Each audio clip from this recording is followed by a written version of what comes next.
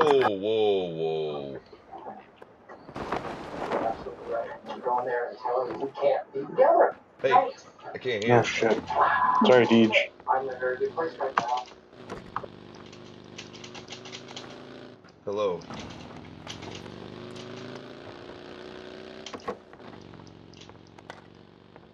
The guy landed with me, grabbed a motorcycle, and ran like a little bitch.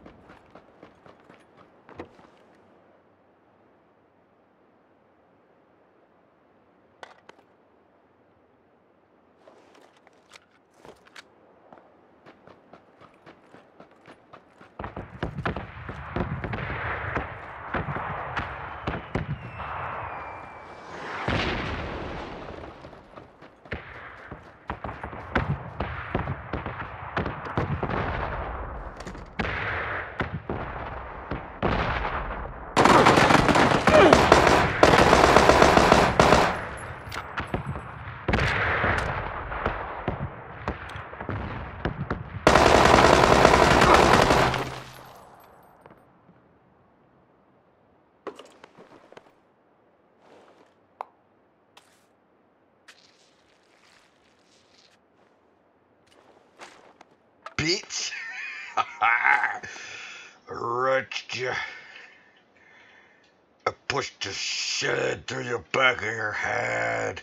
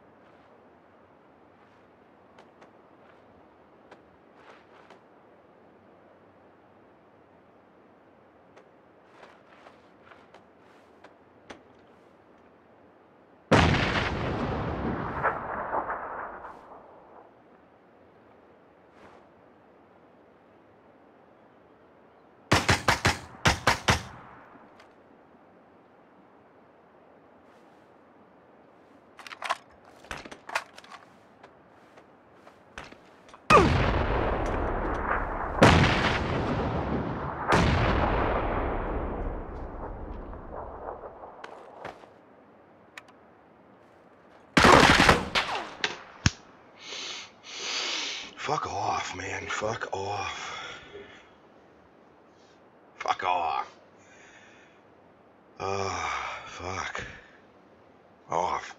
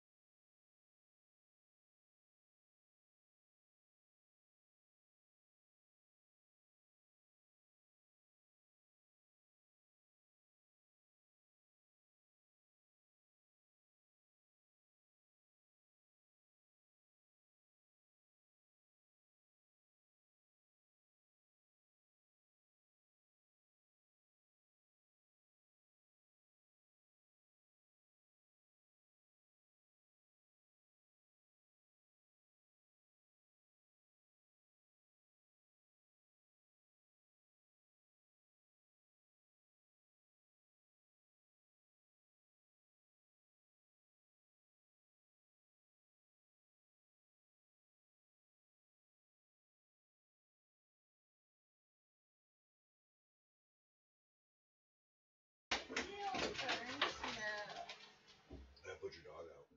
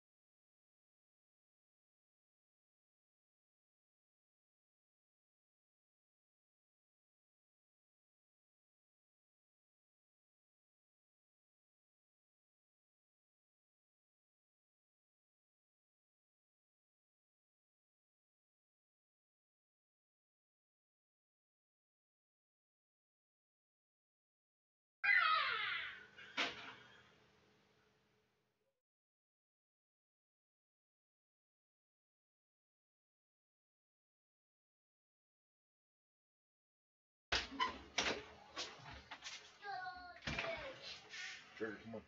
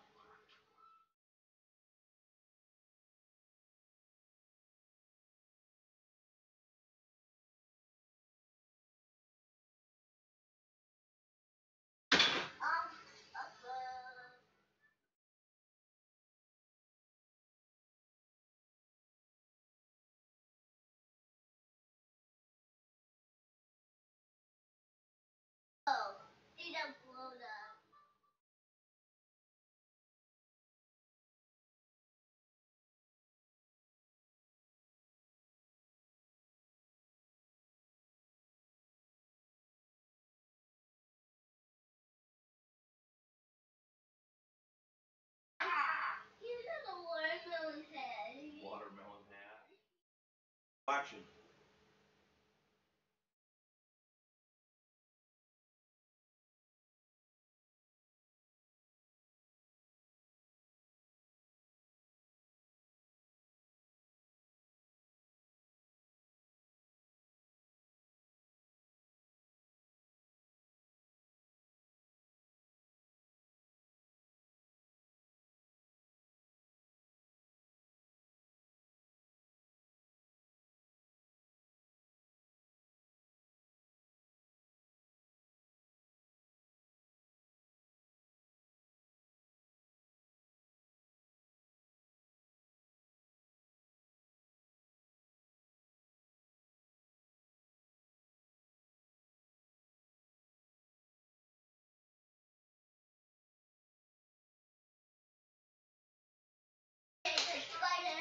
Spider-Man, and then there's boats that you could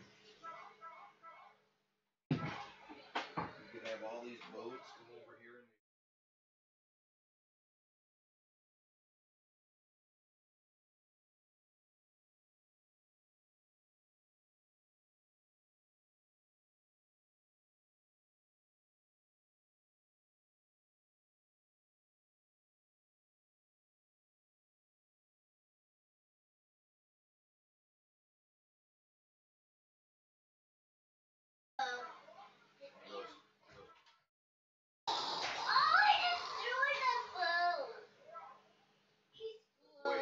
wait, that boat took damage.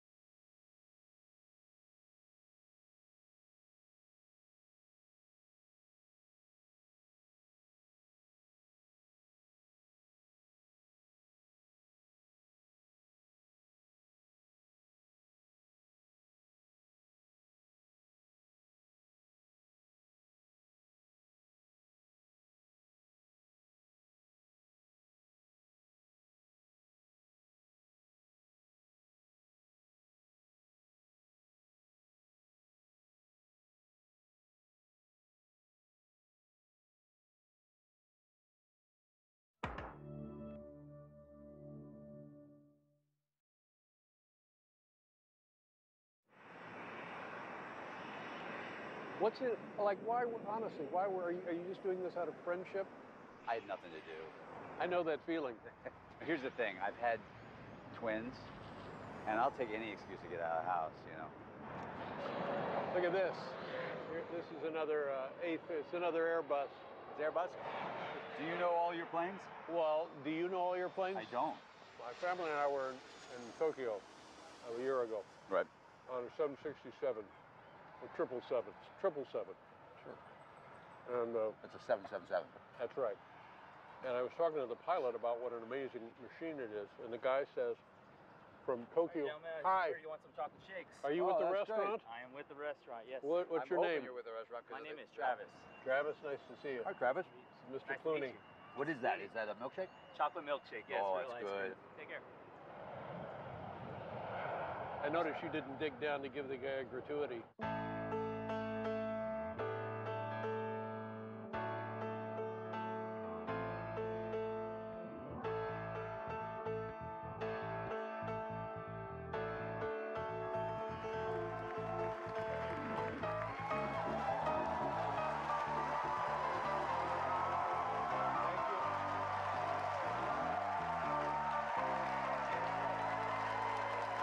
Thank you. Oh, no. Please. Thank you. Nothing is more gratifying than a phony standing ovation. Thank you. By the way, did you get the free hot buffet before you came in? That was my idea. Thank you. So you know, does everybody know who's on the show tonight? Yeah. What if I told you it was just me? Oh,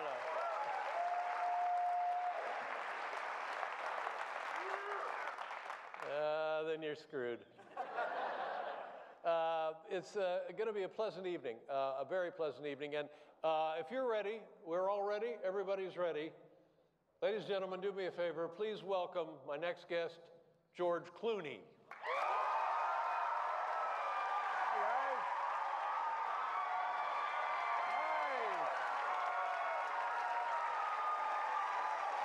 George, how are you? I'm good. Thank you very much. Where did he go?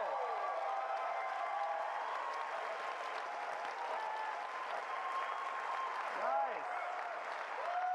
Have a seat. I'm gonna sit down. Hi, guys. George, it's very nice of you to do this. Thank you very Well, much. I felt sorry for you. I, You're sitting at home, you got nothing to do. yeah, I have spent a lot of time thinking about you, perhaps too much time thinking about you. And I think it's apparent, but if you don't mind, I'll just go ahead and underline what is apparent about the two of us. We're similar, very similar. I mean, Yes. more than from the same geographic part of the country. Indiana and Kentucky. Indiana and Ohio. Kentucky separated by the Ohio River. Sure. Kentucky owns the river up to the shore of Indiana. Are you aware of that? In fact, when they call it the Ohio River, it's actually much more, it belongs to Kentucky. More than Kentucky, yeah. Yes. Yeah, well, we can talk about that later. Yeah, it's our river. Leave our river Yeah. alone. We're both top stars of the day. Huge. Of a day. And we couldn't be more handsome. Yeah. Yeah. And I like this, you know, soggy bottom boys look you got going. Are you making fun of the beard already? I know, I'm not. Making fun of the You could have beard. cleaned up a little bit. No. You come back, you've been I gone am- for a while. no, I it's- get it. You go away, you're fishing, you want to grow a beard. I get it. You're back. Clean Yeah, it up a little that's bit. right. It's the aging vagrant look. Is that what it is? Yeah, it's- yeah, it's good. You got it. Now, let me, tell me about your childhood, and if you don't want to tell me about your childhood, I will tell you about That's your what I was childhood. afraid of. I was born in Lexington, Kentucky, tobacco town, and horse racing town. And then my father was a broadcaster. He did some news, and he Nick had Clooney. He had the Nick Clooney show. We moved to Cincinnati, Ohio, and he had his own television show, live TV show. And my mother was, I think, first runner-up in the Miss Kentucky pageant, and had 2 kids, my sister Ada and myself. And we spent most of our time growing up in the Midwest.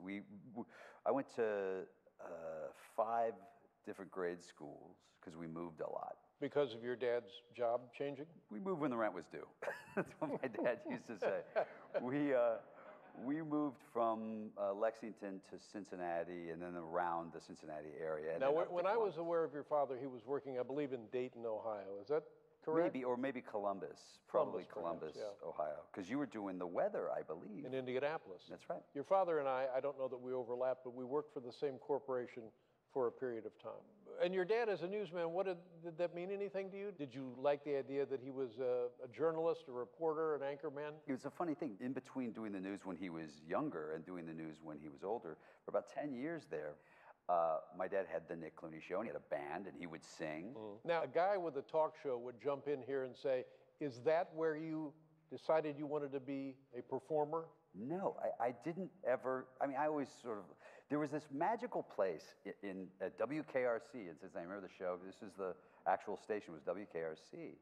And there was this room, a prop room, that had all these costumes and had giant rabbit suits and robot costumes from probably the 50s. And so I would always just go back there and I'd just I'd put on a rabbit suit and I'd go sit there, and my dad would see me in the rabbit suit for Easter, and he'd put me on the show and he'd interview me as, you know, the Easter Bunny. And then I had a leprechaun outfit, and I would be interviewed, but it would be a sit-down interview where my dad would, I'm literally like 8, and I've got a leprechaun outfit, and my dad goes, so St. Patrick, this is a big day for you, right? And I'd be like, yeah, it's a big day. It's a big day for me. Got a lot of things I got to do. Got to get the green beer. I mean, that was all I did. Get the green beer. And it's basically the same interview, only just different characters. Yeah, but the presence of mind for a kid to perform like that in character and be a bit of a wise guy is pretty good at 8. Well, it's a funny thing. We had a very strict household. And I remember at a very young age being able to say something outlandish. Because this is in the old day when you had cocktail parties all the time. Everybody had grasshoppers and was drinking Harvey Wallbangers and things like that, you know. And I remember my dad would tell sort of a risque joke and wouldn't quite say the punchline because it'd be a little too much. And I would, at 8, say the punchline and everyone would laugh. And my dad had kicked me on the table. And I always sort of understood that there was an advantage to being 8. You know, that you could get away with stuff being 8 or 80 that you can't get away with anywhere in between. There's something that I discovered frequently in the research, and it indicates that you were given, and I know this is a typo or a lie, you were given a tryout with the Cincinnati Reds. Now, I know this is, what is it? Is it a lie? You use this to impress your wife. Is that what it is? She really doesn't even understand what baseball is, so it wouldn't work with her.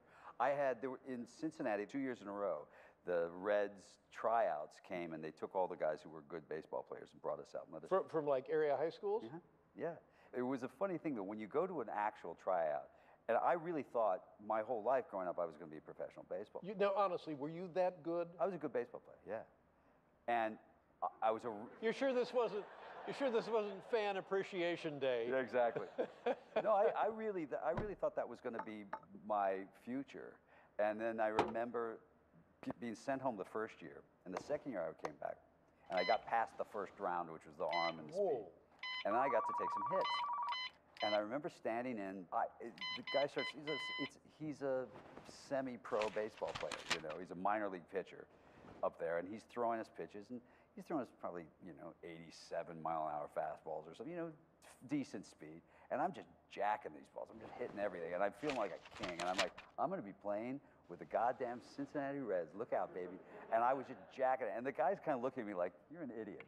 I'm just throwing you, meatballs to hit, And so he throws a curveball at my head, and the sound that it made coming towards my head, and how embarrassingly bad I fell backwards, like,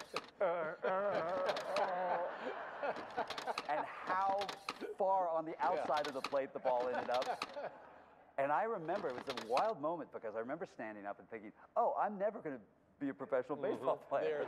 The curveball does make that sound. It's menacing because it shouldn't be. when I was a kid, I remember Rosemary Clooney being a very common name in my parents' home. How successful was your aunt? And what was that for you? She was huge. But she was a worldwide star. Right. You know, she was on the cover of Time magazine. And, you know, she was a big deal. I didn't really know her. They were the California family, and we lived in Kentucky. And so I knew her a little bit, but she was sort of just this iconic figure. Did this make an impression on you? Again, looking for a theme here. Did this do anything to a kid? You know, I wasn't going to be a singer, and I didn't really. She was just famous, and because by the time I was really aware of things, I was into rock and roll, and she'd been a pop singer. And she had a nervous breakdown after Bobby Kennedy was killed, and got into drugs pretty heavily, mostly the Dr. Feelgood kind, you know, where they give you a lot of, you know, whatever it is. Now, you don't need to tell me. Yeah, exactly. You're doing it now. I've never felt better. My Aunt Rosemary came to Kentucky. She was doing a show called Four Girls Four with Helen O'Connell, Margaret Whiting, Martha Ray, and all these, they called themselves these old broads, they would call themselves. And they sang Philip Auditorium to you. And Rosemary asked me to drive her. And I was literally working at tobacco fields at the time for $3 a year. And I thought, well, I got an education from these women. Like you know, they would get, like, they'd fill glasses up of vodka, Smirnoff, like this, just before the overture is playing, and they're, you know, live from Harrah's in Las Vegas, you know, Helen O'Connell, and she's like, bam, and I'd hand her a glass of Smirnoff, and then, whoa, tangerines, does the lady proud. You're like, wow. But then, and then driving them home to the hotels. I remember Martha Ray, who some of you guys may know, and she would just keep her sequins dress on, wouldn't even change in the dressing room. And literally, I was driving, and she and Rosemary were in the back, and she's like, pull over, I gotta take a whiz. And you're like, really? And she, like, one leg out of the car, you know? And my Aunt Rosemary's like, don't turn around, you'll learn too much about the aging process, George. Wow, one leg out the car. And then I ended up, my cousin Miguel Ferrer, who just died of throat cancer recently, was a wonderful actor, and he and his father, who was an actor named Jose Ferrer, yes, they came to Kentucky to do a movie. And it was a horse racing movie. And I'd never met Jose, and I knew Miguel only a little bit. They got me a part as an extra, and it seemed like a lot of fun. And Miguel said, you gotta come to Hollywood, be an actor. And I was like, okay. So I got in my 76 Monte Carlo with rust all over it, and I drove it all night for 2 nights. I couldn't turn it off because it wouldn't start again. And you know, I did, you'll understand this, I did a lot of television for a long time. I did one TV show called Sunset Beat, where I played an undercover cop on a Harley during the day and a rock star at night. Yeah. 7 wonderful episodes. Get that guy! Then you go to the ER, and suddenly you're on after Seinfeld on NBC. Everything goes crazy. Yeah. And I was, Steven Spielberg is there. He comes in to direct an episode or something like that. Yeah. And he has things to say to you. And I'm almost embarrassed to say what I read he said to you back to you sitting here. He told me to hold my head still. He said to you, the quote that I saw was, George, if you would just hold your head still, if you would stop moving your head, yeah, you could be a movie star. Yeah, and you know how he said it to me? If you could stop moving your head. I mean, let me ask you this, because this is, to me, this is the interesting part. You were young. You started in comedy. Did you want to do comedy? Did you start with comedy and then became a weatherman? Well, let me ask a general question first. By you asking me a question, yes, will this cut into my pay? Yes. I think here's what's an interesting thing. People don't know much about you.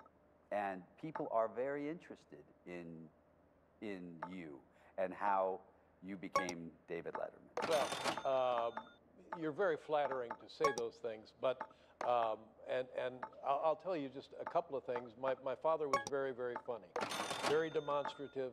My mother was taciturn, just had nothing to say, not emotive. And as I used to say, was fond of saying, when my father walked through the house, the lamps would rattle. He was a big presence in the house. And he tried to get a job as the organist for, I believe it's WHAS in Louisville, I think, 50,000 clear channel watt radio AM station, and did not get that job. And as a result, became a retail florist. But that was only to bring in money to feed us kids. Everything else for him was show business. Show business. He in fact, later in life,